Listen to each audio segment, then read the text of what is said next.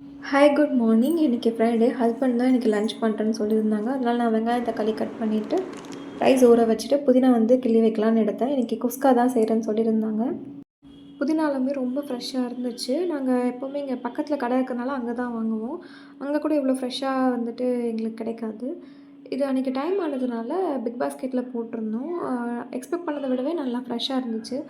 அதனால கொஞ்சம் குஸ்காக்கு எடுத்து வச்சுட்டு பேலன்ஸ் இருக்கிறத புதினா சட்னிக்கு யூஸ் பண்ணிக்கலாம். ஃப்ரிட்ஜில் கொஞ்சம் கருவேப்பிலை கொத்தமல்லியும் கொஞ்சம் வேஸ்ட்டாக போகிற மாதிரி தான் இருக்குது. அதனால இன்றைக்கி ஃப்ரைடேனால கிளியரன்ஸ் சேல் மாதிரி எல்லாத்தையும் போட்டு புதினா சட்னி பண்ணிடலான்னு எல்லாம் வதக்கி வச்சுட்டேன். இதுக்கும் ஹஸ்பண்ட் தான் கொஞ்சம் ஹெல்ப் பண்ணாங்க. அதனால சட்னியுமே நல்லா வந்துச்சு. ஸோ அவங்க ரொம்ப நல்லா சமைப்பாங்க. இன்றைக்கி பிரேக்ஃபாஸ்ட்க்கு இட்லி, புதினா சட்னி, அப்புறம் லன்ச் சீரக சம்பா ரைஸில் பண்ண குஸ்கா ரொம்பவே நல்லா வந்துருந்துச்சு. இதுக்கு ஆனியன் ரைத்தா வச்சுட்டோம். அதுக்கப்புறம் எல்லாமே ஹஸ்பண்ட்க்கு பேக் பண்ணி விட்டுட்டு, எனக்கும் கொஞ்சம் கொஞ்சம் பெண்டிங் ஒர்க் இருந்துச்சு. எல்லாம் முடிச்சுட்டு நானும் பிரேக்ஃபாஸ்ட் ஜாலியாக சாப்பிட்டேன். தேங்க்ஸ் ஃபார் வாட்சிங். பாய்.